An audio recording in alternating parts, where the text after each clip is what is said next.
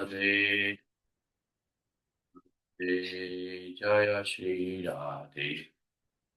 जय कृष्ण बलराम कृष्ण बलराम जय वृंदावन धाम। जय गौरानिताय जय गौरानिताय गौरानिताय जय गौरानिताय।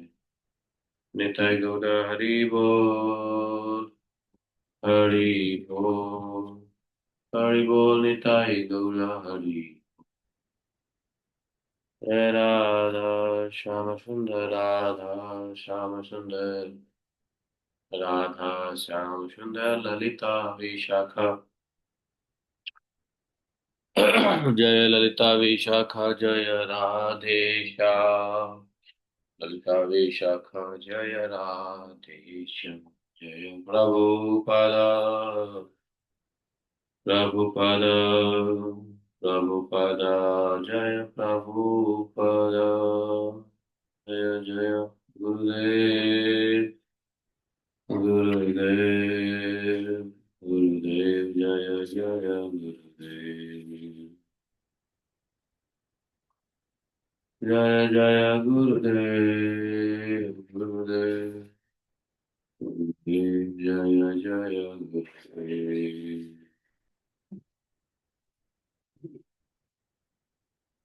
ओ नमो वासुदेवाय।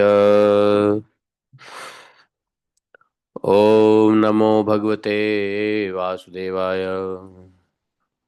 ओम नमो भगवते वासुदेवाय। ओम नमो भगवते वासुदेवाय। नारायणं नमस्कृत्यं नरं चैव नरोत्तमं देवीं सरस्वतीं व्यासं ततो जयमुदीरये। नष्टप्रायसु भद्रेषु नित्यं भागवत सेवया भगवते उत्तमश्लोके भक्तिः भवति निष्ठिः। ओ जन्मान्तस्य त्वन्मयादितरतः चार्थे स्वभिज्ञः स्वराट् तेने ब्रह्मद्यादिकवये मुह्यन्ति यत् सूर्यः। तेजो वारिमृदां यथा विनिमयो यत्र त्रिसर्गो अमृषाम् धाम्नाय सदा निरस्तकुहकं सत्यं परमं धीमहि। धर्मः प्रोजितकैतवोऽत्र परमो निर्मत्सराणां सताम् वेद्यं मात्रवस्तु शिवदं तापत्रयोन्मूलनम्। श्रीमद्भागवत महामुनि कृते किं वा परळेश्वरः सद्यो कृतभिः शुश्रूभिः तत्क्षणात्। निगमकल्पतरोर्गलितं फलं सुखमुखात् द्रवितसंयुतं पिबत भागवतं रसमालयं मुहुरः रसिका भुविभावुकाः। अहं सर्वस्य प्रभवो मत्तः सर्वं प्रवर्तते इति मत्वां भजन्ते मां बुधा भावः समन्विता पच्चित्ता मद्गतप्राणा बोधयन्तः परस्परं कथयन्तः मां नित्यं तुष्यन्ति च रमन्ति च। तेषां सततयुक्तानां भजतां प्रीतिपूर्वकं ददामि बुद्धियोगं तं येन मापुयान्ति ते। तेषामेवानुकम्पार्थम् अहम् अज्ञानजं तमः कान्तिपेन भासुता अहमेवास्मेवाग्रे न अन्यत् सत् असत्परं पश्चादमते तस्य एव शिष्येत स्वस्म्यहम्। ऋतेऽर्थं यत् प्रतीयेत न प्रतीयेत चात्मनि तद्विद्यादात्मनो माया यथा भाषो यथात्मा। यथा महान्ति भूतानि भूतेषु चावचष्यनु प्रविष्टानि अन्यप्रविष्टानि तथा तेषु न तेष्वहम्। एतावदेव जिज्ञासुं तत्त्वजिज्ञासुनात्मना अन्यव्यतिरेकाभ्यां यत् स्यात् सर्वत्र सर्वदा। हरे कृष्ण कृष्ण कृष्ण हरे हरे हरे हरे राम राम राम हरे हरे।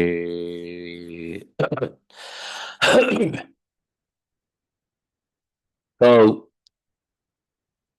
आज सप्तमी शुक्ल कार्तिक 10वां अध्याय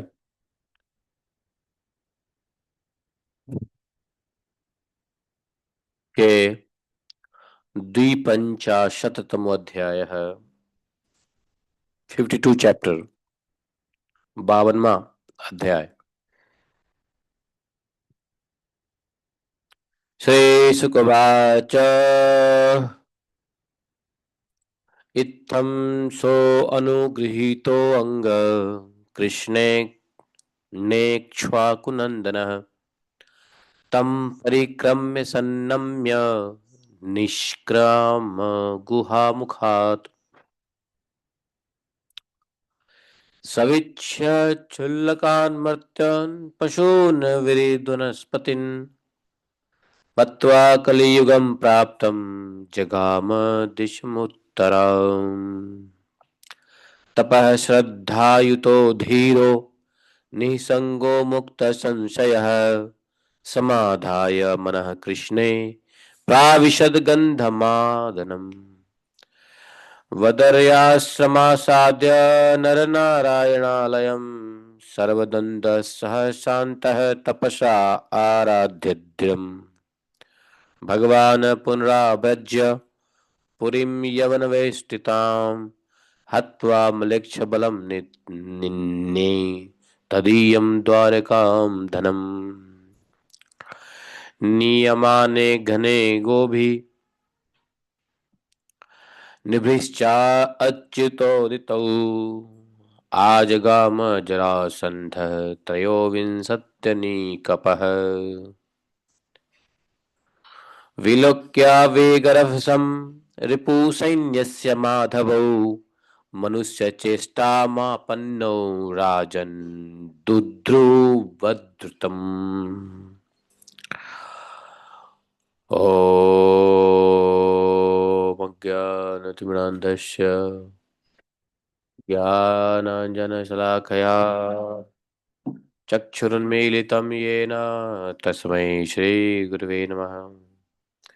श्रीचैतन्यमनोभीष्टं स्थापितं येन भूतले स्वयं रूप कदा मह्यं ददाति स्वपदान्तिकम् वन्देऽहं श्रीगुरो श्रीयुतपदकमलं श्रीगुरो वैष्णवांश्च श्रीरूपं सागरजातं सहगण रघुनाथान्वितं तं सजीवं साद्वैतं सावधूतं परिजनसहितं श्रीकृष्णचैतन्यदेवं श्रीराधाकृष्णपादान् सहगणललिता शिवशाखान्वितांश्च हे कृष्ण करुणा सिंधो दीनबंधो जगत्पते गोपेश गोपिका कांतं राधा कांतं नमस्तुते तप्त कांचन गौरांगी राधे वृंदावनेश्वरी वृषभानुसुते देवी प्रणमामि हरिप्रिये वंशाकल्पतरुभ्यश्च कृपा सिन्धुभय च पतितानां पाप्नेभ्यो वैष्णवेभ्यो नमो नमः। जय श्री कृष्ण चैतन्य प्रभु नित्यानंद श्री अद्वैत गदाधर शिवासादि गौर भक्तवृंद। हरे कृष्ण कृष्ण कृष्ण हरे हरे हरे राम राम राम हरे हरे। अरे कार को चार्जिंग बंद करना। नहीं नहीं, देखो देखो।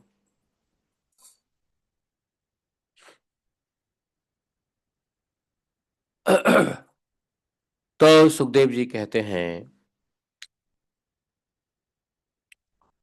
इस प्रकार मुचकुंद पर भगवान ने अनुग्रह किया। मुचकुंद ने भगवान की परिक्रमा की, नमस्कार किया, गुफा से बाहर निकले। जब मुचकुंद जी ने बाहर आकर देखा कि सब के सब मनुष्य, पशु, लता और वृक्ष वनस्पति पहले की अपेक्षा बहुत छोटे छोटे आकार के हो गए हैं।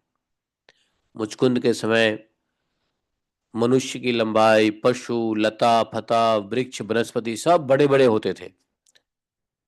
लेकिन मुचकुंद जब आकर के देखा बाहर, गुफा से बाहर, तो सब कुछ छोटे छोटे आकार के हो गए थे।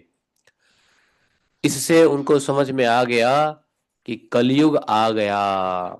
देखो, भगवान अभी पृथ्वी पे ही है, लेकिन मुचकुंद को लगा कि कलयुग आ गया।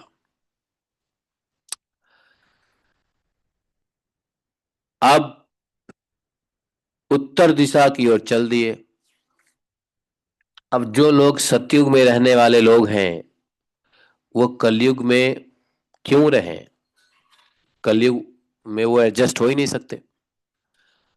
उनके लिए कुछ करना धरना है नहीं, उत्तर दिशा की ओर चलते बने, तपस्या की। और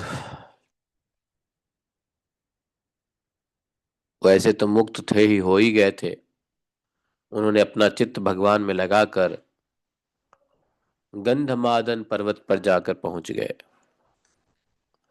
गंधमादन पर्वत कहाँ है?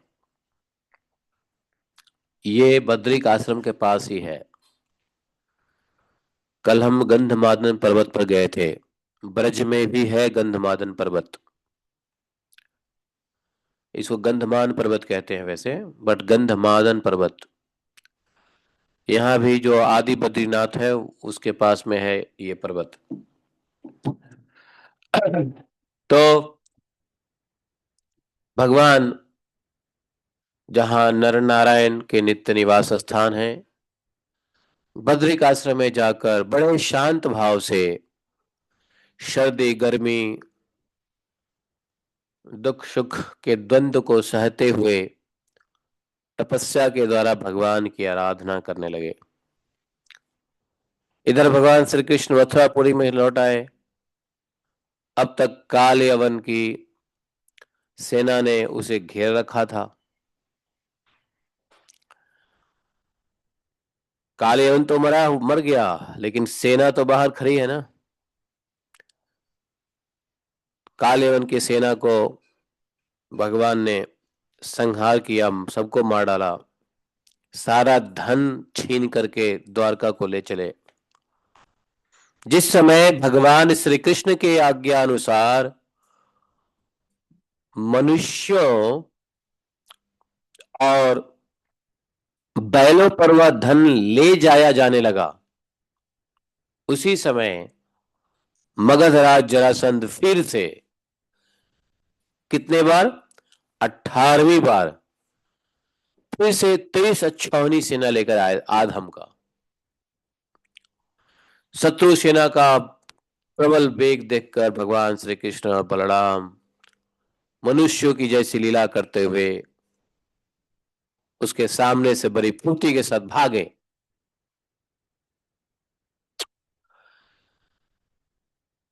वैसे तो भगवान के मन में कोई भय नहीं था, लेकिन भगवान लीला कर रहे हैं, ऐसे भाग रहे हैं जैसे मानो भयभीत हो गए हों, नाटक करते हुए। सबका सब धन वहीं छोड़कर अनेक कई योजनों तक वे अपने कमल दल के समान सुकोमल चरणों से ही पैदल भागते चले गए। जब जरासंध ने देखा कि कृष्ण बलराम तो भाग रहे हैं, तो हंसने लगा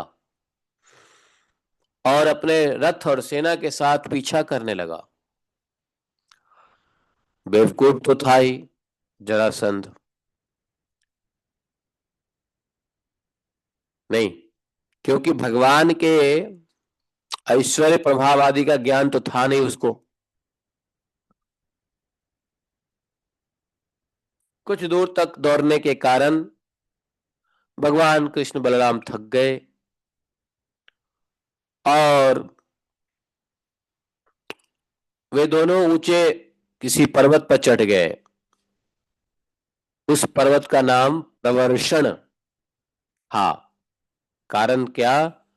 कारण इसलिए कि वह हमेशा मेघ वर्षाता रहता था। प्रवर्षण, वर्षण मतलब बारिश होना, प्रवर्षण बारिश होते रहना। तो भगवान उस पहाड़ पे चले गए और परीक्षित जी को कहते हैं, जब जरासंध ने देखा कि दोनों पहाड़ में छिप गए, बहुत ढूंढने पर भी पता नहीं चला, तब क्या किया मालूम है? पर्वत के चारों ओर ही आग लगवा दिया। मतलब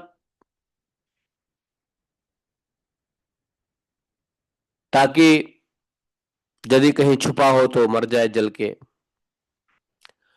भगवान ने देखा कि ये तो पर्वत के छोर जलने लगे हैं। तब दोनों भाई जरासंध की सेना के घेरे को लांघते हुए बड़े वेग से उस पर्वत से एकदम नीचे धरती पर कूद आए। पर्वत कितना ऊंचा था? बोले 44 कोस, 11 योजन। एक योजन तकरीबन 3.86 किलोमीटर का कोश का होता है। नहीं, तकरीबन 11 योजन। इस प्रकार से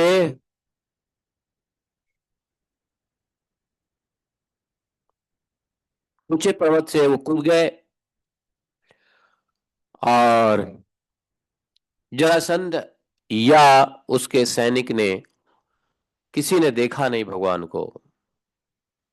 और दोनों भाई वहां से चलकर कहां पहुंच गए? द्वारकापुरी। उधर काल यवन को देख के भी भगवान भागे और इधर जरासंध को देख के भी भगवान भागे। इसलिए दोनों तरफ से रणछोड़ कहलाए।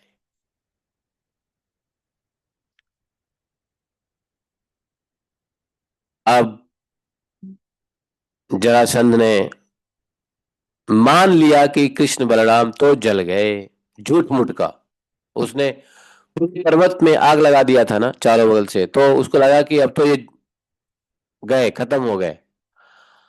और इस प्रकार से अपने मन को झूठी सांत्वना देते हुए जरासंध वापस लौट आया अपने मगध में सेना को लेकर के।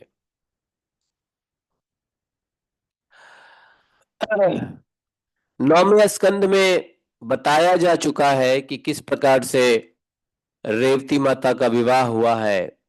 रेवती माता का विवाह कराने में ब्रह्मा जी का प्रेरणा रहा। रेवती माता के जो पिताजी थे अनार्त देश के राजा थे, उनका नाम था रैवत जी।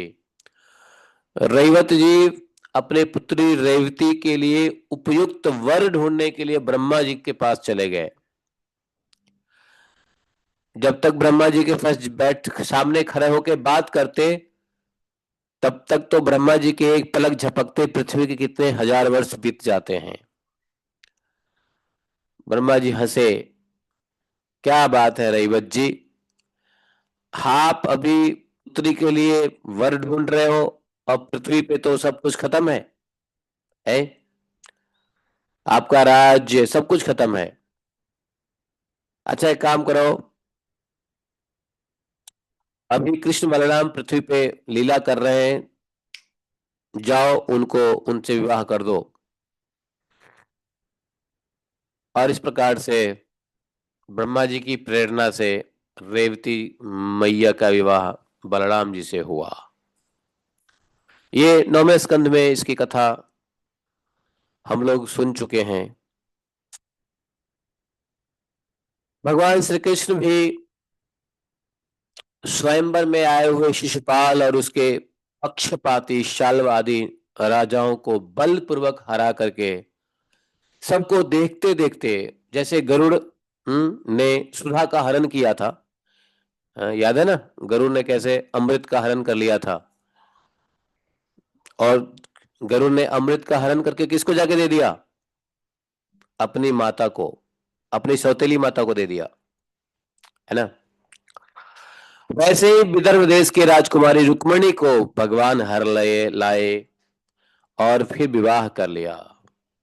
रुक्मिणी जी का भीष्मक की कन्या, रुक्मिणी जी राजा भीष्म की कन्या और स्वयं भगवती लक्ष्मी जी की अवतार थी। यहाँ पर परीक्षित जी जिज्ञासा करते हैं कि महाराज, हमने सुना है कि भगवान श्री कृष्ण ने भीष्मक नंदिनी परम सुंदरी रुक्मिणी देवी को बलपूर्वक हरण करके राक्षस विधि से उसे विवाह किया था। बलपूर्वक से हरण करना तो राक्षस विधि है। मैं यह जानना चाहता हूं कि कृष्ण ने जरासंध शाल्वादी नरपतियों को जीतकर किस प्रकार रुक्मिणी का हरण किया। यदि यह भगवान कृष्ण की लीलाओं से संबंधित बातें हैं, वैसे भगवान श्री कृष्ण की लीलाओं के संबंध में तो कहना ही क्या, भगवान तो स्वयं पवित्र हैं ही। यहाँ तक कि उनकी कीर्ति तो पूरे संसार के मल को धो करके पवित्र कर देती है। ऐसी लोकोत्तर माधुरी है जिसे दिन रात सेवन करते रहने पर भी नित्य नया रस मिलता रहता है। भला ऐसा कौन रसिक, कौन मर्मज्ञ है जो उन्हें सुनकर तृप्त न हो जाए। समझे।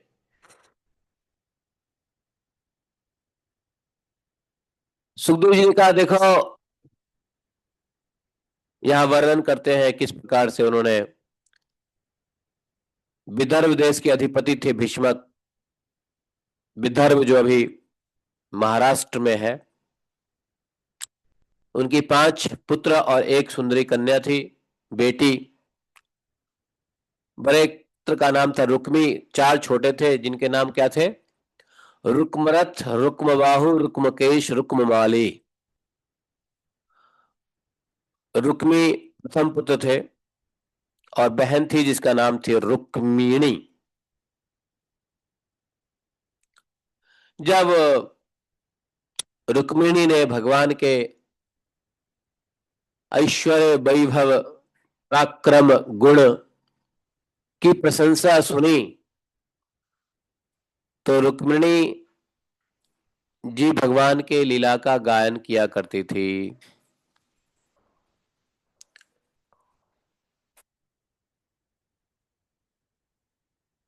जो भी महाराज के महल में आते थे अतिथि लोग, वो भगवान के गुणों को गायन किया करते थे, भगवान के बारे में प्रशंसा करते थे।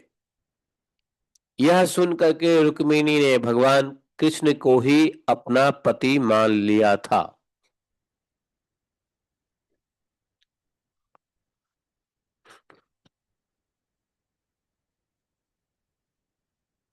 और भगवान कृष्ण भी जानते ही थे कि रुक्मिणी कौन है, और रुक्मिणी में बड़े सुंदर सुंदर लक्षण है, साक्षात लक्ष्मी है। रुक्मिणी बुद्धिमती है, उदारता, सौंदर्य, शील स्वभाव और गुणों में भी अद्वितीय है, इसलिए रुक्मिणी ही मेरे अनुरूप पत्नी है। भगवान ने भी रुक्मिणी से विवाह करने का निश्चय कर ही लिया था। रुक्मिणी जी के भाई चाहते थे कि अपने बहन का विवाह कृष्ण से ही हो, लेकिन एक भाई जो बड़ा भाई था ना रुक्मी, चारों भाई चाहते थे कृष्ण से विवाह हो, लेकिन बड़ा भाई रुक्मी भगवान कृष्ण से द्वेष रखता था। उसने उन्हें विवाह करने से रोक दिया। बड़ा भाई जो होता है ना, थोड़ा सा पावरफुल होता है। बड़ा भाई जो है वो बाप की बात को भी नहीं मानता है कभी कभी, समझे। जब जवान हो जाए ना बड़ा भाई, तो बाप की बात को भी नहीं मानता है, और फिर बाप भी उसी बेटे के अंडर में काम करने लग जाता है। क्योंकि बड़ा भाई जो होता है वो राजा का उत्तराधिकारी हो जाता है। भीष्मक के वो उत्तराधिकारी था, विदर्भ देश का अगला राजा होने वाला था। तो इसलिए बड़े पुत्र की सहमति बाप को ही चाहिए होती है। बड़ा पुत्र बेटा मना कर दे तो फिर छोटे बेटे के हाँ कहने पे भी कुछ होता नहीं है। रुक्मिणी ने कहा नहीं, कृष्ण के साथ रुक्मिणी का विवाह नहीं होगा। बाकी भाई सब क्या बोले, उनके हृदय की इच्छा थी कि नहीं, कृष्ण ही उचित वर है रुक्मिणी के लिए। लेकिन कृष्ण जी के बड़ा द्वेष रखता था, विवाह रुकवा दिया। यहां तक कि महाराज विदर्भ विदर्भ के महाराज भी चाहते थे कि रुक्मी की। तो एक विदर्भ के महाराज, चार भाई, पांच लोगों की बात नहीं माना रुक्मी, और रुक्मी ने विवाह रुकवा दिया। एक आदमी देखो।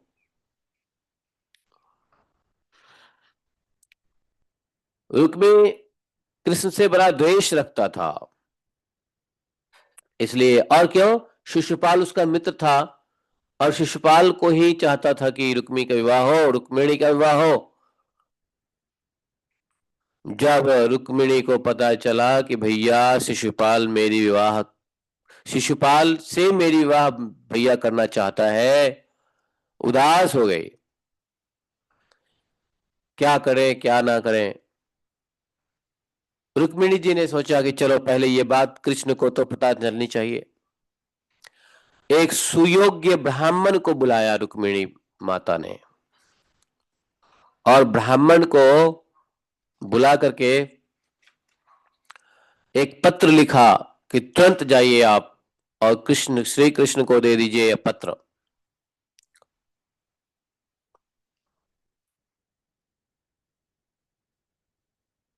जब ब्राह्मण देवता कृष्ण के पास आए द्वारका में, रुक्मिणी माता का पत्र लेकर के, भगवान श्री कृष्ण ने ब्राह्मण देव को बड़ा सत्कार किया, आसन से नीचे उतर गए, ब्राह्मण को आसन पे बिठाया, वैसे ही पूजा किया जैसे देवता लोग भगवान की पूजा करते हैं, वैसे भगवान ने ब्राह्मण की पूजा की। आदर सत्कार दिया, कुशल क्षेम पूछा, ब्राह्मण देवता को खिलाया पिलाया, स्नान कराया, आराम विश्राम जब कर चुके थे, तब भगवान कृष्ण उनके पास गए और अपने कोमल कर कमलों से उनके पैर सहलाते हुए शांत भाव से भगवान ने पूछा।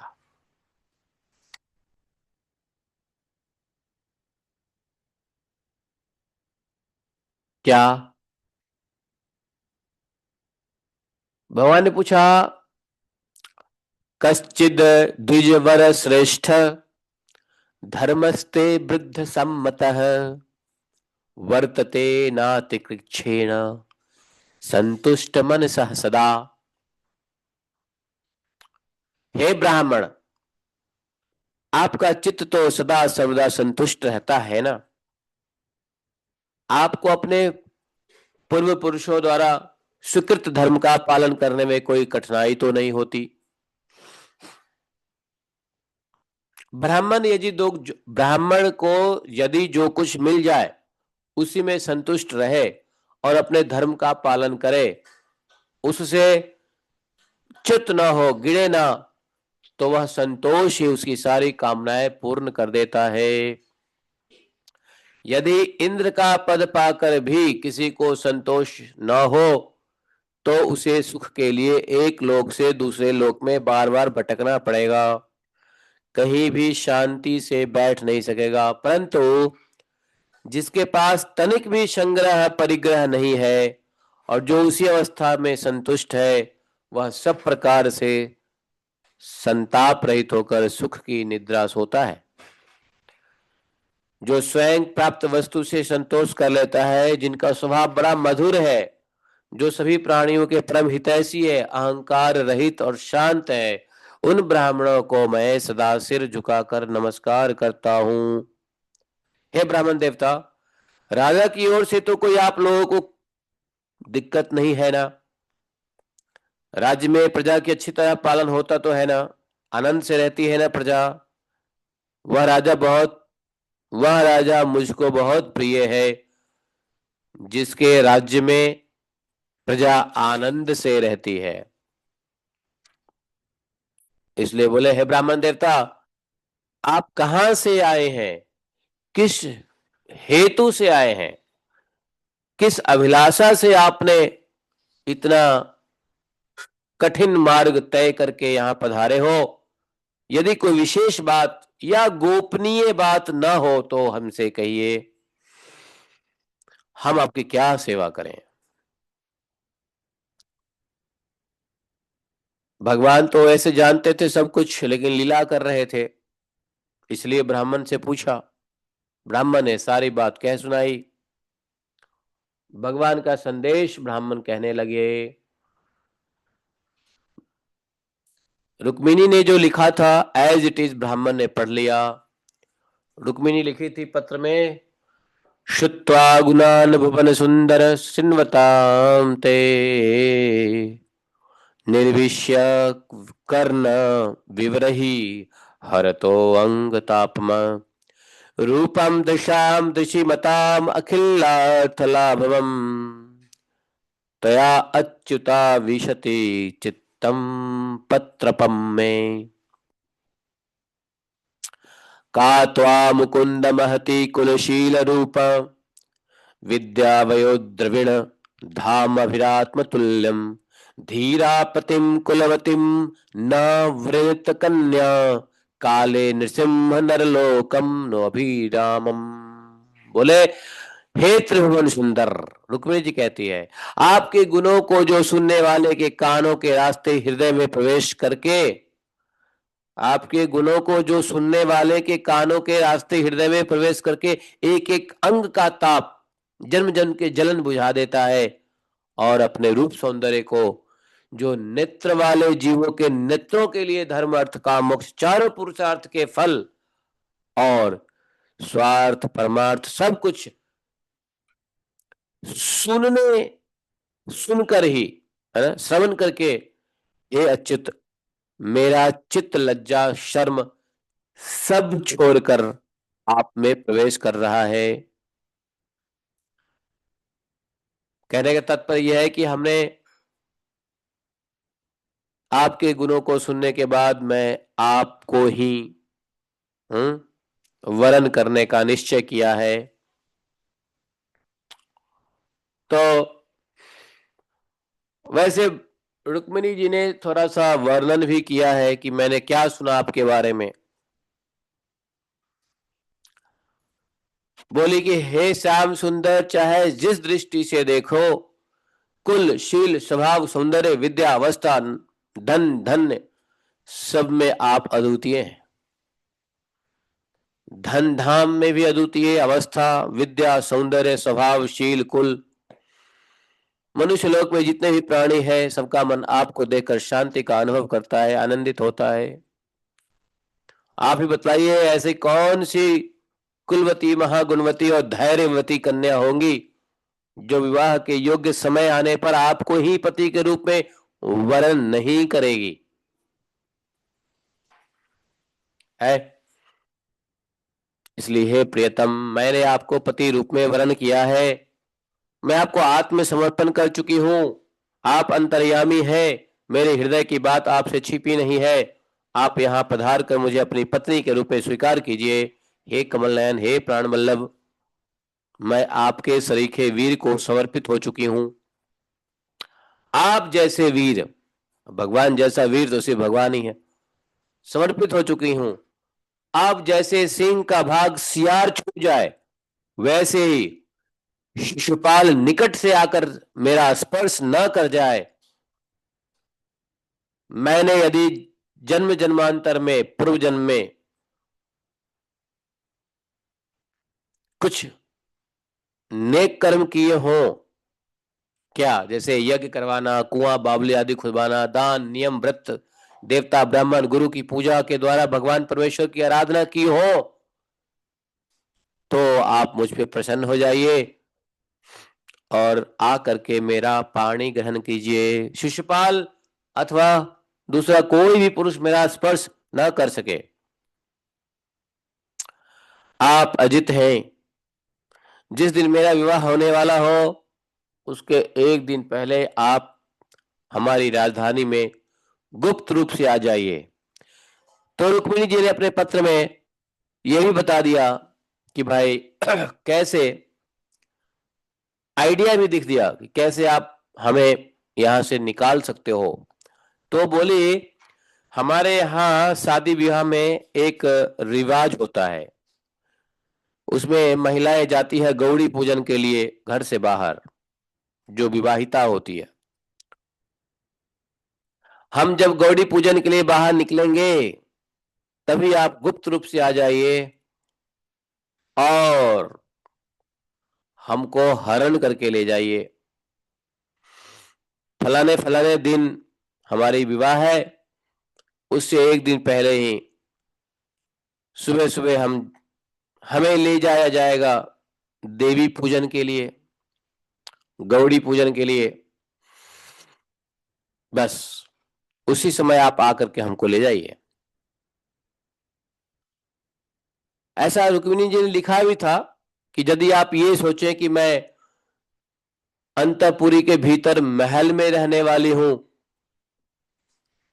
और भाई बंधु को मारे बिना कैसे ले जा सकता हूं, लड़ाई तो करनी पड़ेगी, लड़ाई होगा तो कुछ मरेंगे भी, तो ठहरिए, आपको लड़ाई करने की आवश्यकता नहीं है। मैं आपको बता देती हूं कि मेरे कुल का ऐसा नियम है, विवाह से पहले कुल देवी का दर्शन के लिए बहुत सी यात्राएं होती है, जुलूस निकलता है। विवाहित कन्या, विवाह होने वाली कन्या को, दुल्हन को नगर के बाहर गिरिजा देवी मंदिर में जाना पड़ता है। गिरिजा देवी, भगवान शंकर के समान बड़े बड़े महापुरुष भी आत्मशुद्धि के लिए अपने चरण कमलों की धूलि का स्नान करना चाहते हैं। उमापति भगवान शंकर, यदि मैं आपका वह प्रसाद, आपकी वह चरण धूलि प्राप्त नहीं कर सकी, तो व्रत द्वारा शरीर को सुखाकर प्राण छोड़ दूंगी, चाहे उसके लिए सैकड़ों जन्म क्यों न लेना पड़े। कभी ना कभी तो आपका वह चरण प्रसाद हमें अवश्य मिलेगा। तो रुक्मिणी ने अपने पत्र में सारी बातें कह दी, भगवान को अपनी इच्छा बता दिया, भगवान के गुण का बखान कर दिया, भगवान को बताया कि आप क्या कीजिए, बता दिया हमारी विवाह किससे होने वाली है, आप कैसे हमें उठा के ले जा सकते हो, और बिना किसी को मारे, बिना लड़ाई के ही आप हमको ले जा सकते हो, सारा भगवान का। और बाद में अंत में भगवान को धमकी भी दे दिया कि यदि आप हमको नहीं ले जाएंगे तो हम मर जाएंगे, लेकिन किसी और से विवाह नहीं करेंगे, कभी न कभी तो आपके चरण धूलि का अवसर मिलेगा। रुक्मिणी के यह अत्यंत गोपनीय संदेश को जिन्हें लेकर ब्राह्मण देवता ने कहा, महाराज यही संदेश है जो मैं लेकर के यहाँ आया हूं। भगवान रुक्मिणी का यह संदेश सुनकर अपने आराध्य देव ब्राह्मण देव का हाथ पकड़ करके हंसते हुए भगवान ने बोला, भगवान ने क्या बोला, तथा अहमपि तत्चित्तो निद्रा न च लभे निशि, वेदा अहम रुक्मीना द्वेषान्ममो द्वाहो निवारितः। बोला कि हे ब्राह्मण देवता, जिस प्रकार से विदर्भ की राजकुमारी रुक्मिणी मुझे चाहती है, वैसे ही मैं भी उन्हें चाहता हूं। मेरा भी चित्त उसी में लगा हुआ है, उन्हीं में लगा हुआ है। कहां तक कहूं, मुझे रात के समय नींद तक नहीं आती। क्यों? भगवान को रात को नींद क्यों नहीं आती मालूम है? अरे पैर दबाने वाली लक्ष्मी रुक्मिणी तो है नहीं ना, पैर दबाती रहती है। रात्रि को पैर दबाने की आदत पड़ जाए ना, और जिस दिन पैर ना दबाओ तो उस दिन नींद ही नहीं आती है, आने में थोड़ी दिक्कत होती है। ये तो उसको पता होगा जिसके पैर रोज दबते होंगे, जिसके पैर रोज नहीं दबते होंगे उनको क्या पता।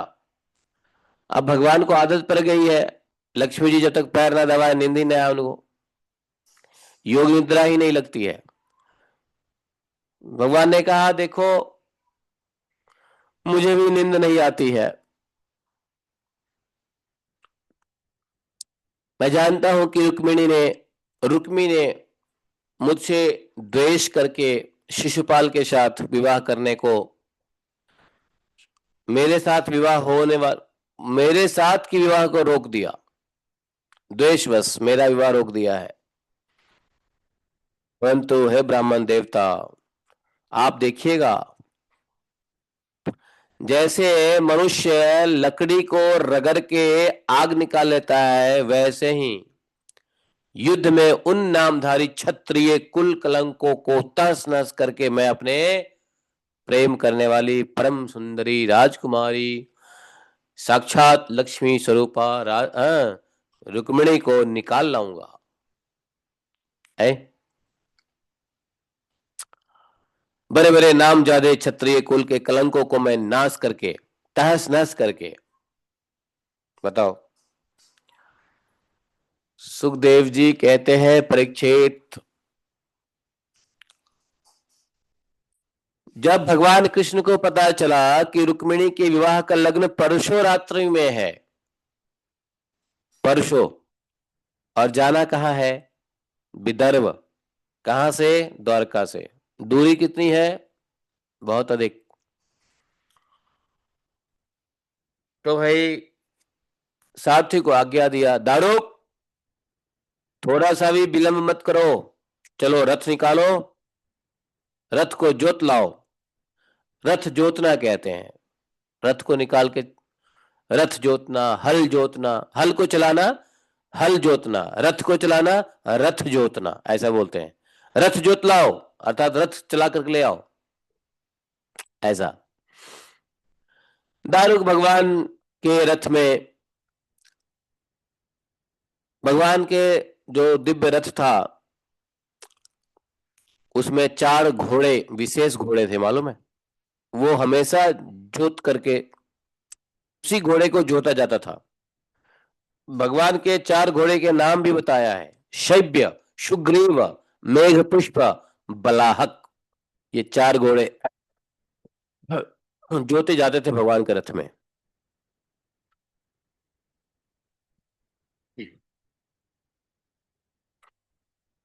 और भगवान कृष्ण ने दूत अपने संदेश वाहक ब्राह्मण को नहीं छोड़ा, पहले ब्राह्मण को चढ़ाया रथ पे, फिर स्वयं चढ़ करके शीघ्रगामी घोड़ों के द्वारा एक ही रात में अनार्त देश से विदर्भ देश में जा पहुंचे। अर्थात द्वारकापुरी को अनार्त देश भी कहते हैं। विदर्भ देश में गए।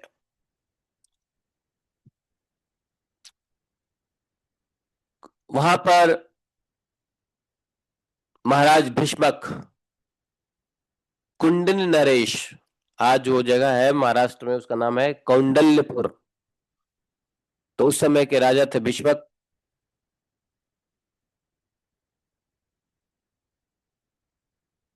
अपने पुत्र रुक्मी के स्नेहवश अपनी कन्या शिशुपाल को देने के लिए विवाह की तैयारी कर रहे थे। जो भी तैयारी होती है वो सब तैयारी हुआ। झाड़ू बुहारू, गली कुचरे, राजपथ, नगर चौराहे, रंग बिरंगे झंडे, पताकाएं, तोरण, पुष्पमाला, हार, पुत्र गुले, हार, इत्र, फूल, गुलेल, चंदन, गहने, वस्त्र से सजे हुए है, सुंदर सुंदर घरों से अगर के धूप की सुगंध फैल रही थी। राजा भीष्मक ने पितर और देवताओं को विधि पूर्वक पूजन करके ब्राह्मणों को भोजन कराया और नियम के अनुसार स्वस्ति वाचन भी किया। मंगलम भगवान विष्णु, मंगलम गरुड़ध्वज, मंगलाय पुंडरीकाक्ष, मंगलाय तनुहरि। ना, ये सब व्यवस्था चल रही थी। पंडित लोग स्वस्ति वाचन कर रहे थे और रुक्मिणी जी को स्नान कराया गया, हाथ में मंगलसूत्र कंगन पहनाए गए, कोहबर बनाया गया। कोहबर, कोहबर समझते हो? एक घर होता है जिसमें कोहबर घर बोलते हैं उसको। हम्म। आजकल कोहबर बनता है कि नहीं बनता भगवान जाने। कोहबर बनता है, कोहबर बनाया। 2 नए नए वस्त्र उन्हें पहनाए गए और उत्तम उत्तम आभूषणों से भूषित किए गए। श्रेष्ठ ब्राह्मणों ने शाम ऋक यजुर्वेद के मंत्रों से उनको आशीर्वाद रक्षा कर दे रहे थे। ग्रह शांति के लिए हवन कर रहे थे विद्वान पुरोहित, अथर्ववेद वाले। राजा भीष्मक कुल परंपरा और शास्त्रीय विधियों से बड़े जानकार थे, है ना। उन्हें सोना चांदी वस्त्र गुड़ मिले हुए तिल और गौएं ब्राह्मणों को दी। और इस प्रकार से चेदी नरेश राजा दमघोष ने भी अपने पुत्र शिशुपाल के लिए मंत्रज्ञ ब्राह्मणों से अपने पुत्र के विवाह संबंधी मंगल कृत्य कराया। तो ये कौन था शिशुपाल? चेदी नरेश राजा दमघोष का पुत्र। हालांकि भगवान के रिलेटिव ही था, भगवान के दूसरी बुआ का बेटा था ये शिशुपाल। जो चेदी नरेश, एक तो कुंती हुई, तो कुंती गई कहा? हस्तिनापुर, कुरुवंश में। और एक जो उसकी सिस्टर थी कुंती की, वो चेदी नरेश दमघोष की पत्नी बनी और उसी के पुत्र हुए शिशुपाल। तो शिशुपाल भी भगवान के एक प्रकार से बुआ का ही बेटा था। शिशुपाल जब पैदा हुआ था तो उसके कई हाथ थे। शिशुपाल के बारे में थोड़ी इंट्रोडक्शन आपको समझ में आना चाहिए कि कई हाथ थे शिशुपाल के। और शिशुपाल के जन्म के समय उसकी मां भयभीत हो गई कि कोई राक्षस पैदा हो गया। वो शिशुपाल को जंगल में फेंकने जा रही थी।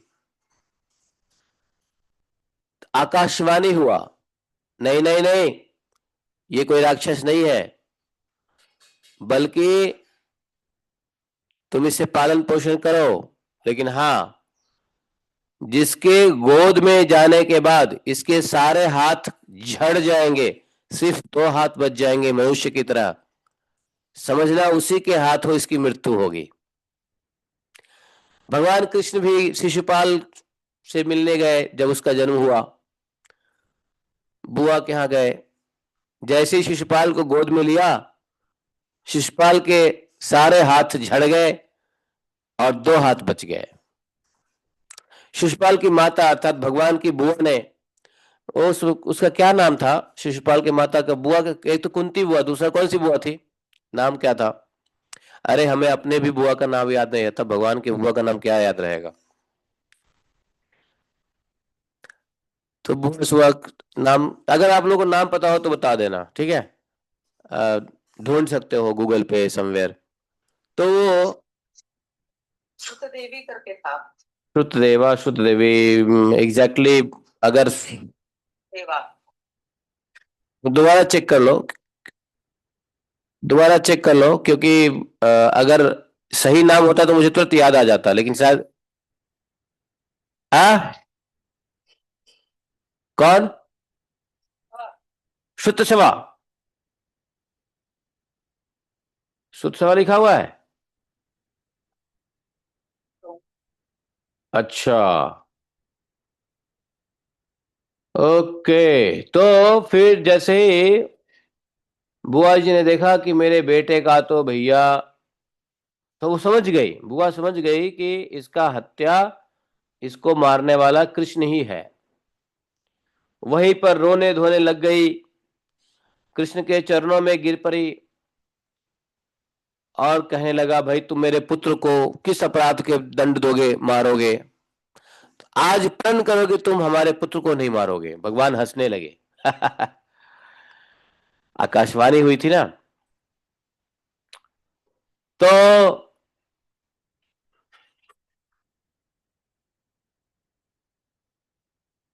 भगवान से बड़ी प्रार्थना करने लगी। सुतकीर्ति, श्रुतकीर्ति था उसका नाम एक्चुअली, श्रुतकीर्ति। 10th कैंटो में श्लोका नंबर से उसमें श्रुत देवा ही दे रहा है, मैंने आपको भेजा अभी स्क्रीनशॉट। श्रुत देवा, माता का नाम सुतकीर्ति थी, श्रीमती सुतकीर्ति। कुंती और सुतकीर्ति ये दोनों बहनें थी।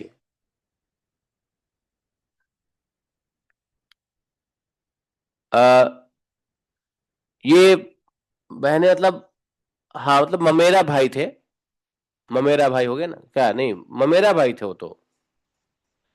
है दसम स्कंद के, दसम स्कंद के कौन से चैप्टर में है वो? हाँ मौसी, वही ममेरा। हाँ 10:53 दम घोष सुता सुशोभ। हाँ अभी आएगा अभी आएगा, रुको रुको रुको। हाँ माता सुतदेवा थी। ये कहाँ से आपने लिया, चैट जीपीटी से? हाँ नहीं, चैट जीपीटी जरूरी नहीं सही बताया, लेकिन सुतकीर्ति उसका नाम था। या जो माता कुंती की बहन, अच्छा जो भी है, ठीक है ठीक है। तो अब भगवान ने बोला ठीक है, इसकी मृत्यु मेरे हाथों लिखी है तो भाई आकाशवाणी झूठी तो नहीं हो सकती। लेकिन हाँ मासी जी, एक मैं आपको वचन दे सकता हूं कि इसकी मैं 100 गलती तक इसको कुछ नहीं करूंगा, माफ कर दूंगा। 100 गलती करेगा ना तब तक मैं माफ कर दूंगा, और 100 से अधिक 101 भी हो गया तब जाके मैं इसको मारूंगा। ये सब बात तभी हो गया जब शिशुपाल जी, जब शिशुपाल भाई साहब है गोद में चेह चेह कर रहे थे, है ना, जो भी है। तो उस वक्त शिशुपाल का भी ब्राह्मणों के द्वारा मंगल कृत्य कराए गए।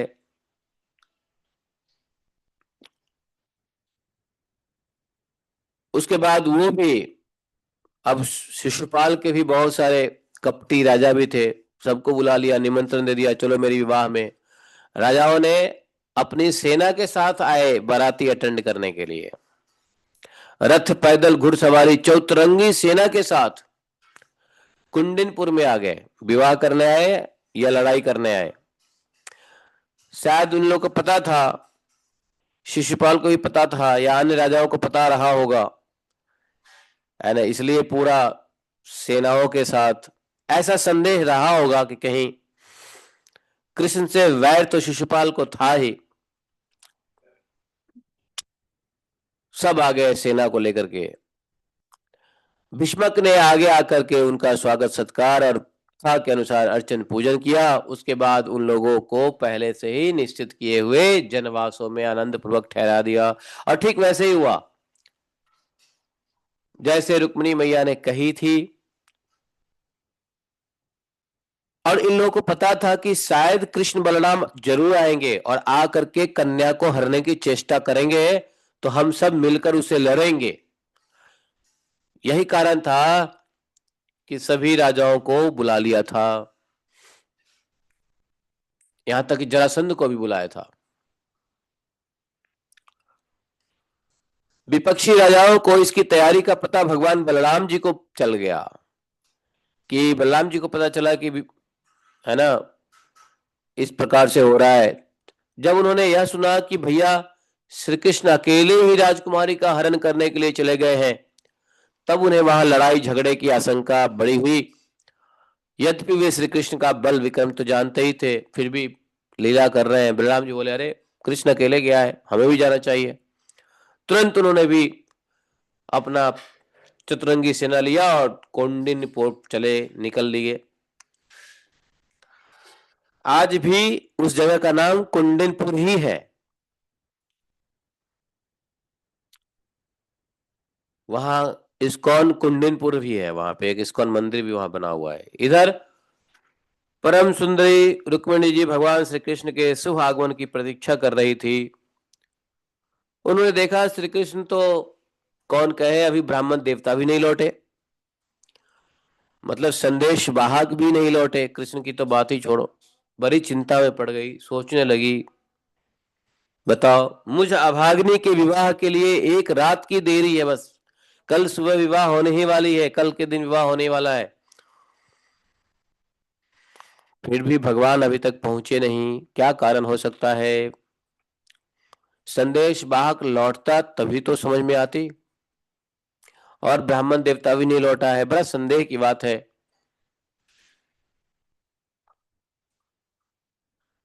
बड़ी नाना प्रकार के शुभ अशुभ बातें रुक्मिणी माता सोचने लगी। क्या पता भगवान को मुझ में कुछ बुराई दिख गई होगी, जभी तो मुझे स्वीकार करने के लिए वो यहाँ आए नहीं। मेरे भाग्य ही मंद है, विधाता भगवान शंकर भी मेरे अनुकूल नहीं है। गिरजा देवी भी मुझसे अप्रसन्न है शायद। रुक्मिणी बहुत प्रकार के नेगेटिव पॉजिटिव सोच ही रही थी। वैसे लोग पॉजिटिव नहीं सोचता है, निगेटिव ही सोचता है ज्यादातर, नहीं। अंदेशा में लोग ज्यादा निगेटिव सोचता है। अंदेशा, अंदेशा समझते हो? एक होता है संदेशा, एक होता है अंदेशा। संदेशा भेजते हैं, उसका उत्तर नहीं आता है तो अंदेशा होता है। क्या होता है? संदेशा और अंदेशा। ये जो लोग हिंदी अच्छे जानते हैं उनको ये सब समझ में आएगा। हिंदी नहीं जानने वालों को ये सब समझ में थोड़ी सी दिक्कत होगी। तो जब संदेशा का उत्तर नहीं आता है तो अंदेशा होता है, क्या हुआ, क्या हुआ, क्यों नहीं पत्र क्यों नहीं लिखा, नहीं जवाब क्यों नहीं आया, कुशल तो है, बीमार तो नहीं है, नहीं। अंदेशा होने लग जाता है जब संदेशा का उत्तर नहीं आता है। नाना प्रकार के अच्छे बुरे अंदेशा हो रहा था माता को, है। रुक्मिणी उधर वन में पड़ी, सोच रही थी कि नहीं अभी भी समय है, अभी भी आ सकते हैं, अभी तो समय है, पूरी रात्रि बाकी है। अपना आंख बंद कर लेती, रोने लग जाती और किसी प्रकार अंतिम क्षण तक कृष्ण के शुभाग श्री कृष्ण के शुभागमन की प्रतीक्षा कर रही थी। थोड़े समय में क्या हुआ मालूम है? रुक्मिणी मैया के बाई जांघ, भुजा और नेत्र फड़कने लगे। स्त्रियों के जब बाएं अंग फड़कते हैं ना, जांघ में या हाथ में या नेत्रों में, ज्यादातर नेत्र फड़कते हैं लोगों के। वैसे फड़कते तो जांघ और भुजाएं भी है, लेकिन वो महसूस नहीं होता है, नेत्र फड़कना महसूस होता है। तो जब स्त्रियों के बाएं अंग फड़कते हैं तो सुखद समाचार का ऐसा, जब पुरुषों के दाएं अंग फड़के तो पॉजिटिव है, पुरुषों के बाएं अंग फड़के तो कुछ समथिंग निगेटिव है, ना कोई अंग भी नहीं फड़के तो ठीक ठाक है। रुक्मिणी माता के बाई नेत्र भुजा जांग फड़कने लगे। आ हा हा, बड़ा आनंद आया, थोड़ी सी संतुष्टि हुई। भगवान कृष्ण के आने का शुभ संदेश तो उनके अंगों ने ही फड़क के दे ही दिया। इतने में ही भगवान श्री कृष्ण के भेजे हुए ब्राह्मण देवता आ गए। रुक्मिणी को इस प्रकार देखा मानो कोई ध्यान मग्न देवी हो। देवता, जब ब्राह्मण देवता आए देखे रुक्मिणी को बैठे हुए तो ऐसा लग रहा कोई देवी ध्यान में बैठी हो। रुक्मिणी ध्यान में तो बैठी ही थी। रुक्मिणी भी देख के ब्राह्मण देवता को देख के प्रसन्न हो गई। घबराहट नहीं थी ब्राह्मण देवता के चेहरे पे, घबराहट नहीं था। तो लक्ष्मी जी समझ गई, रुक्मिणी जी समझ गई कि भगवान श्री कृष्ण आ रहे हैं। प्रसन्नता से खिलकर उन्होंने ब्राह्मण देवता से पूछा है। ब्राह्मण देवता ने निवेदन किया कि भगवान श्री कृष्ण यहाँ पधार गए हैं। भगवान मुझे स्वयं अपने साथ लेके आए हैं। कृष्ण आएंगे नहीं, आ गए हैं। कृष्ण की बड़ी प्रशंसा की। अरे उन्होंने तो हमको रथ पे बिठा के ले आए, आपको ले जाने की उन्होंने सत्य प्रतिज्ञा की है। उन्होंने मुझसे कहा है कि राजकुमारी जी को लेके हम आएंगे ही, रुक्मिणी को लेके आएंगे ही। अब आप चिंता मुक्त हो जाइए। रुक्मिणी जी तो आनंद से हृदय भर गया है।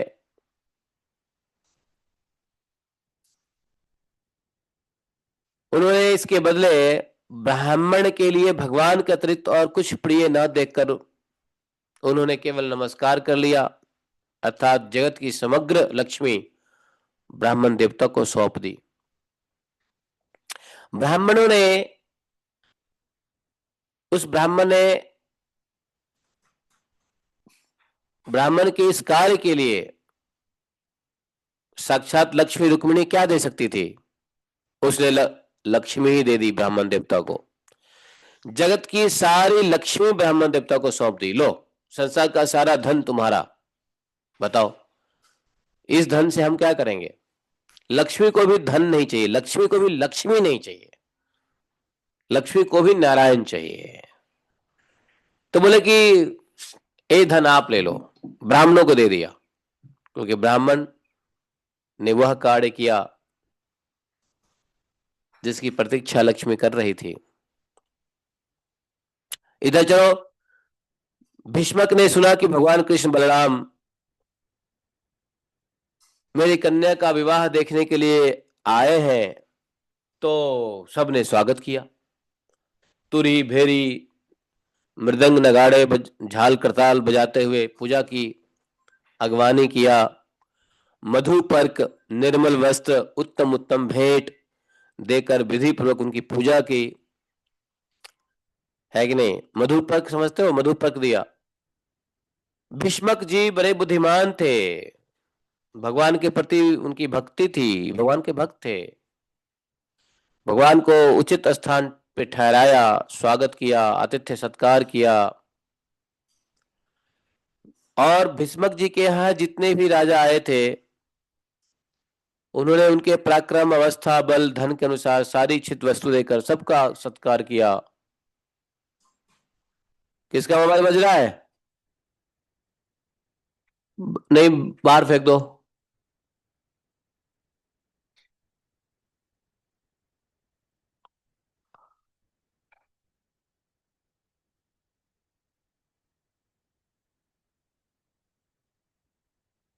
विदर्भ देश के नागरिकों ने भी जब सुना कि भगवान कृष्ण यहाँ पधारे हैं,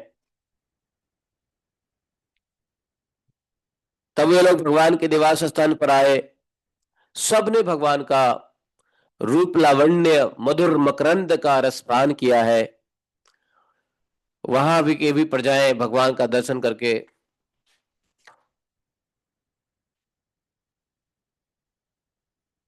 कृतकृत हुए हैं। सबने आपस में बातचीत करना शुरू की, प्रजाएं आपस में बातचीत करना शुरू कर दिया। अरे हाय हाय हाय हाय, अरे रुक्मणी के लिए तो यही योग्य वर है। कहाँ शिशुपाल, कहाँ ये कृष्ण?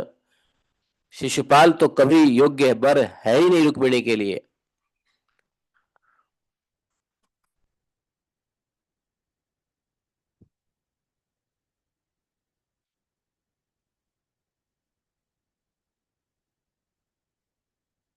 जानते हो,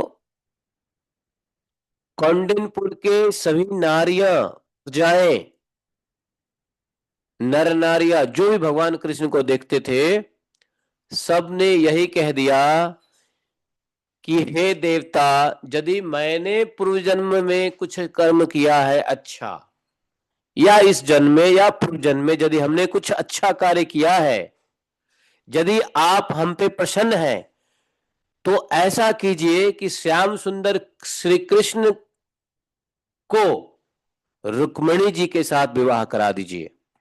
मतलब अब सभी लोग ये मनाने लग गए, अपने अपने पुण्य को न्यौछावर कर दिया, इसलिए कि भगवान का विवाह हो लक्ष्मी से, ऐसा होना ही था। भगवान ने सबकी प्रेयर स्वीकार किए। लक्ष्मी जी ने भी देखा होगा। इस प्रकार से प्रेम में आकर के नगरवासी लोग आपस में बात कर ही रहे थे कि रुक्मिणी जी अपने महल से निकलकर देवी जी के मंदिर को चली।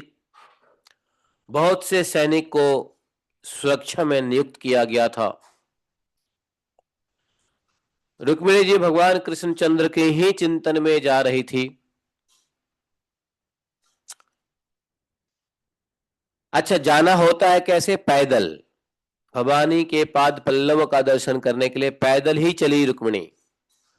रुक्मिणी तो ऐसे मौन थी ही, माताएं सखी सहेलियां सब ओर से उन्हें घेरी हुई थी। अब जिसका विवाह होगा उसको तो सब घेर के ही रखते हैं ना। सूर्यवीर राज सैनिक सब घेरे बनाए हुए, अस्त्र शस्त्र उठाए हुए, कवच पहनकर रक्षा कर रहे हैं। उस समय मृदंग, शंख, ढोल, तुरही और भेरी आदि खूब बजाए जा रहे हैं। पेपे चेचे टेटे हो रहा है। ब्राह्मण पत्नियां पुष्प माला, चंदन आदि सुगंध द्रव्य, गहने, कपड़े से सज धज कर साथ साथ चल रही थी। अनेकों प्रकार के उपहार, पूजन सामग्री की सामग्रियां सामान लेकर के सहस्त्रों श्रेष्ठ वीरांगनाएं भी साथ थी। गवैया गा रहा था, बाजे वाले बजा रहा था। सुत मागध बंदी जन दुल्हन के चारों ओर जय जयकार करते हुए विरत बखान कर रहे थे।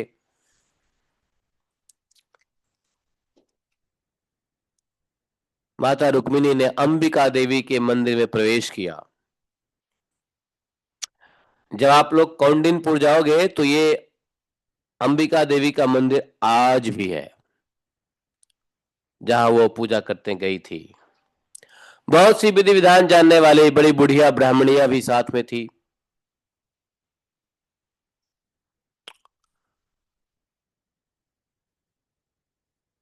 उन्होंने भगवान शंकर की अर्धांगिनी भवानी को, बूढ़ियों ने कहा, बड़ी बूढ़ी ब्राह्मणियां, रुक्मिणी जी से कहा, बेटी ये है भवानी, इनको दंडवत करो। प्रणाम करवाया। भगवान शंकर और भवानी दोनों को झुक करके प्रणाम करवाया। रुक्मिणी जी ने भगवती से प्रार्थना भी की। उस समय रुक्मिणी जी ने भगवती से जो प्रार्थना किया उसमें ये था कि हे अम्बे माता, प्रार्थना क्या है? नमस्ते त्वाम अंबिके अभिक्षणम ससंतानुतां शिवां भूयात् पतिः मे भगवान् कृष्णस्तदनुमोदताम्। बोला कि हे भवानी, हे माता, हे अंबिका माता, आपकी गोद में बैठे हुए आपके पुत्र श्री गणेश को और आपको मैं बार बार प्रणाम करती हूँ। पार्वती जी के गोद में गणेश जी भी बैठे ही होते हैं? नहीं बैठे होते हैं। हालांकि वो गणेश कौन है? गणेश जी भी लक्ष्मी जी के पुत्र ही है। लक्ष्मी जी ने माता अंबिका से गोद ले लिया था गणेश जी को, अपना पुत्र बना लिया। तो गणेश जी कितने सौभाग्यशाली हैं, इधर शिव के भी पुत्र हैं और इधर नारायण के भी पुत्र हैं, क्योंकि लक्ष्मी जी उनको अपना पुत्र ही बना लिया ना। तो गणेश जी बड़े भाग्यशाली देवता हैं, शिव पुत्र भी है, नारायण पुत्र भी है। इसलिए गणेश जी को भैया हल्के में मत लेना, बड़े बुद्धिमान हैं। नारायण पुत्र भी है, शिव पुत्र भी है गणेश। दुनिया दुनिया समझती है गणेश जी सिर्फ शिव पुत्र हैं, यही है ना। लेकिन क्या करें, गणेश जी शिव पुत्र नहीं है, वो नारायण पुत्र भी हैं।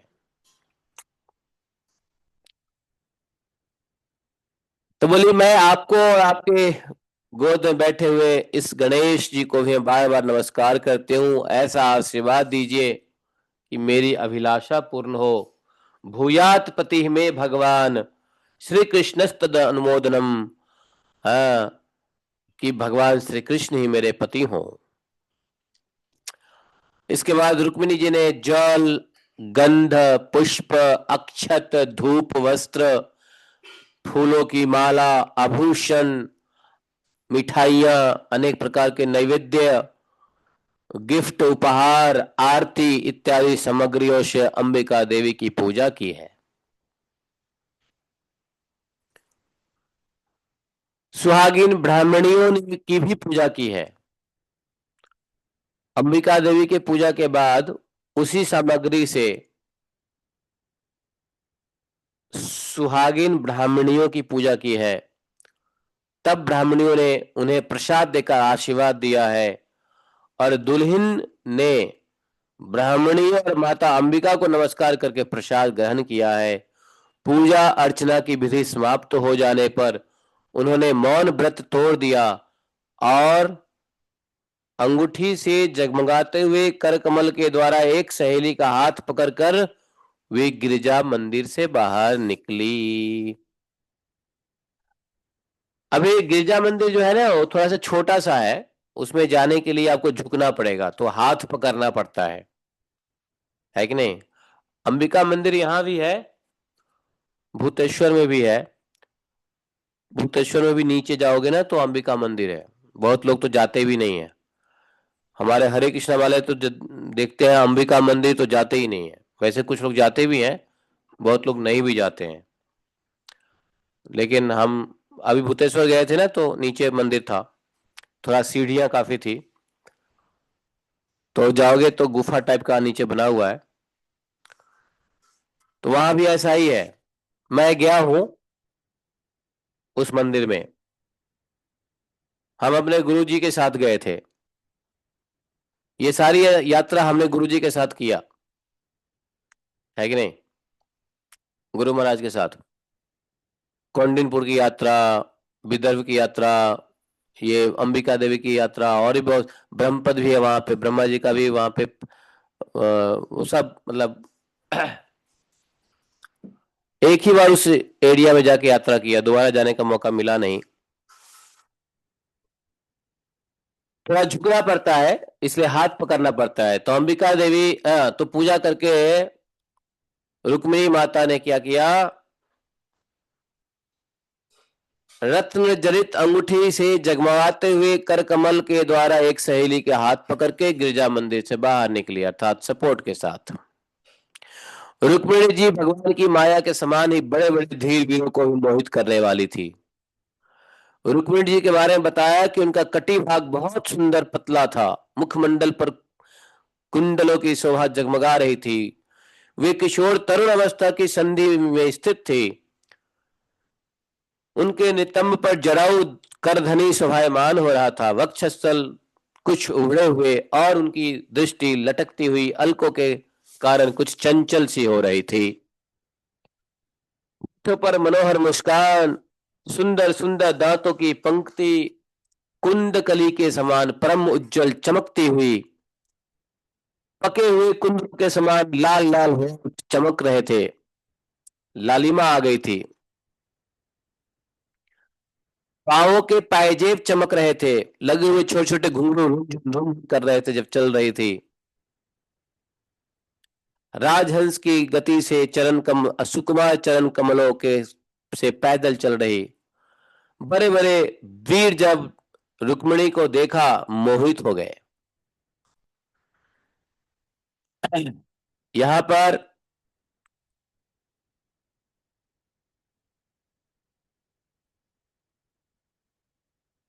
ये लिखा हुआ है 53 श्लोक में, देखो।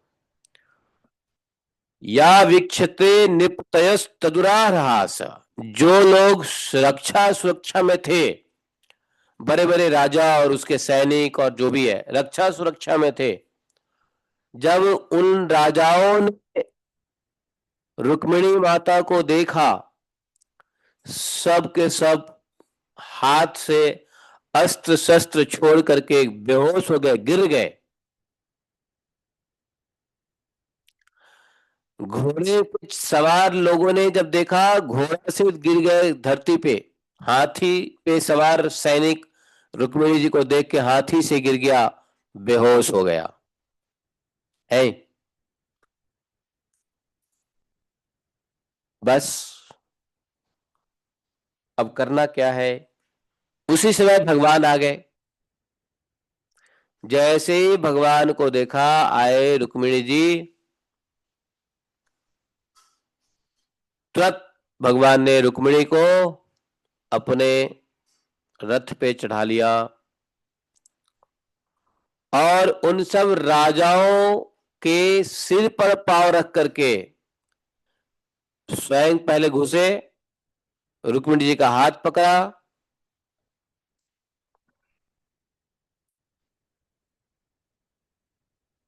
और उन सब सैकड़ों राजाओं के सिर पर पैर पर सिर पर पांव रख करके अपने रथ पे बैठा लिया।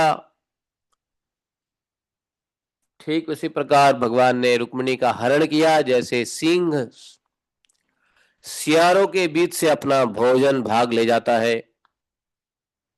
और रुक्मिणी जी को लेकर के भगवान श्री कृष्ण बलराम आदि यदुवंशियों के साथ वहां से चल पड़े। उस समय जरासंध के वशवर्ती अभिमानी राजाओं को अपना बड़ा ही भारी तिरस्कार, यश कीर्ति का नाश सहन नहीं हुआ। सबके सब चिढ़ करके, ओ हमें धिक्कार है, आज हम लोग धनुष धारण करके खड़े रह गए, ये ग्वाला जैसे सिंह के बीच हरिण, सिंह जो है सिंह का भाग को हरिण ले जाए, उसी प्रकार हमारा सारा यश छीन ले गया है। और हम लोग यहाँ पे मुंह देखते रह गए, सबको बड़ा धिक्कार हुआ। उसके बाद सबने भगवान के पीछे भागे। शिशुपाल के साथी जितने राजा थे और साथ में रुक्मी, रुक्मी भी पीछे पीछे भागा। भगवान ने सबको मार दिया। रुक्मी को ही मारने वाले ही थे भगवान। बलराम जी आ गए बीच में। अरे क्या करता है तू, साले को मारेगा, साला कोई मारता है क्या है?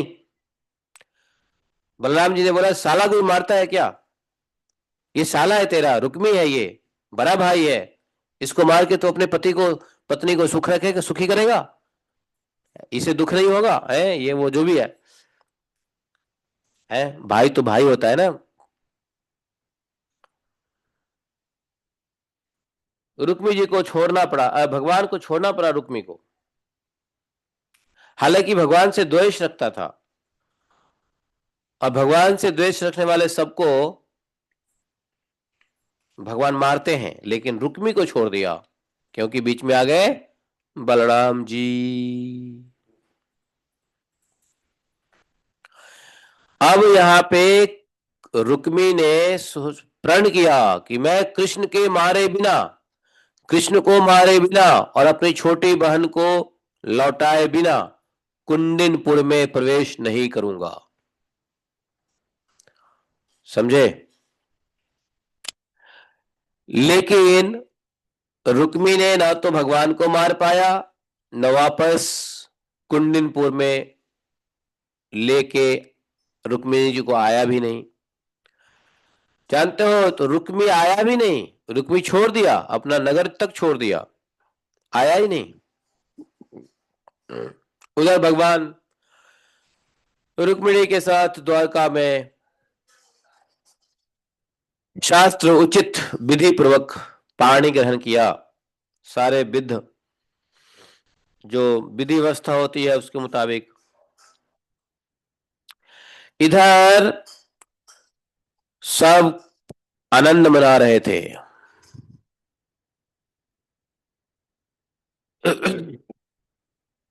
जो जो रुक्मिणी हरण की गाथा सुनते सब विस्मित हो जाते। परीक्षित जी को कहते हैं, रुक्मिण्या रमयोपेतम दृष्ट्वा कृष्णम श्रेयपतिम। भगवती लक्ष्मी को रुक्मिणी के रूप में साक्षात लक्ष्मीपति भगवान श्री कृष्ण के हाथ, श्री कृष्ण के साथ देखकर द्वारकावासी नर नारियों को परम आनंद हुआ है। अब रुक्मिणी हरण भी हो गया, विवाह भी हो गया। अब क्या होगा? पुत्र उत्पन्न होंगे भगवान के। प्रद्युम्न का जन्म होगा। प्रद्युम्न की कहानी आएगी। प्रद्युम्न मारता है किसको? संबरासुर को। बड़ी विचित्र कहानी है, हम लोग कल सुनेंगे संबरासुर की कहानी। प्रद्युम्न को कैद कर लिया सम्रासुर ने।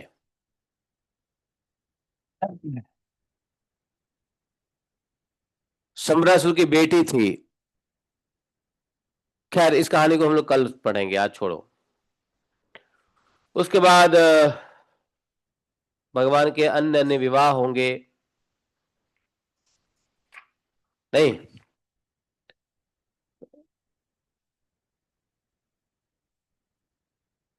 कृष्ण रुक्मिणी संवाद भी होगा, जो बहुत बड़ा ज्ञान का सागर है। भगवान के जीवन ठीक ठाक चल ही रहा था। गृहस्थी भगवान का गृहस्थ जीवन सही चल ही रहा था कि बीच में भगवान ने थोड़ा मजाक मस्ती कर दिया रुक्मिणी मैया से। रुक्मिणी मैया बस, ये सब आगे कथा आएगा। फिर भगवान के 16,000 स्त्रियां, उसके बाद 8 विवाह, 16,100 और 16,108। राजा नृग की कथा उसी में आएगा, जो बंदी बना के रखा था सबको। बलराम जी को भेजेंगे ब्रज में, है कि नहीं। इस प्रकार से भगवान श्री कृष्ण की अग्र पूजा होगी, राजसूय यज्ञ होगा। धीरे धीरे धीरे धीरे हम लोग चल ही रहे हैं। टोटल 91 चैप्टर है।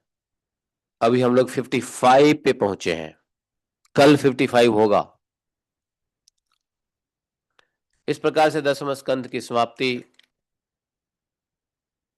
के ऊपर हम लोग बढ़ रहे हैं। 12वां स्कंध भी पढ़ना है, क्योंकि 12वां स्कंध नहीं पढ़े हैं इस साइकिल में। खैर, आज के लिए इतना ही। बोले ग्रंथराज श्रीमद् भागवतम की जय। एकम शास्त्रम देव की पुत्र गीतम, एको देवो देव की पुत्र एव। एकमन्तस्य तस्य नामानि यानि, कर्मापि तस्य दिवस्य सेवाः। त्वमेव माता च पिता त्वमेव, त्वमेव बन्धुश्च शिखा समय, त्वमेव विद्याद्रविणं, त्वमेव त्वमेव मम सर्वदेव देवः। कृष्णाय वासुदेवाय हरे परमात्मने प्रणक्लेशनाशाय गोविंदाय नमो नमः। हे कृष्ण करुणा सिंधु दीनबंधु जगतपते, गोपेश गोपिका कांतम राधा कांतम नमस्ते। तप्त कांचन गौरांगी राधे वृंदावनेश्वरी, वृषभानुसुते देवी प्रणमामि हरिप्रिये। वाञ्छाकल्पतरुभ्यश्च कृपा सिन्धुभैव च, पतितानां पावनेभ्यो वैष्णवेभ्यो नमो नमः।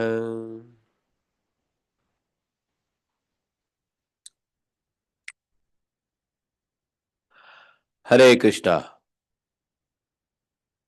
तो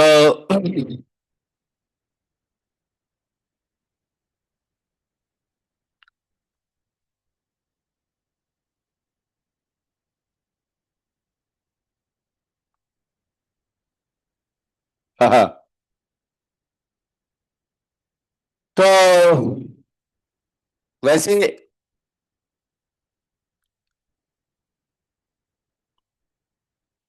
ये बात हम लोग कल करेंगे, आज छोड़ दो। ठीक है माता जी। गोपी गीत कटे। जयति ते अधिकम जन्मना व्रज, शयत इंदिरा सासुरत्रयी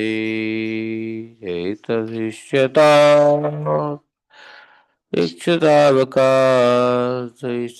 सवा ताम विचिन्वते, उदाशय साधु जात स सरसिजोदर श्री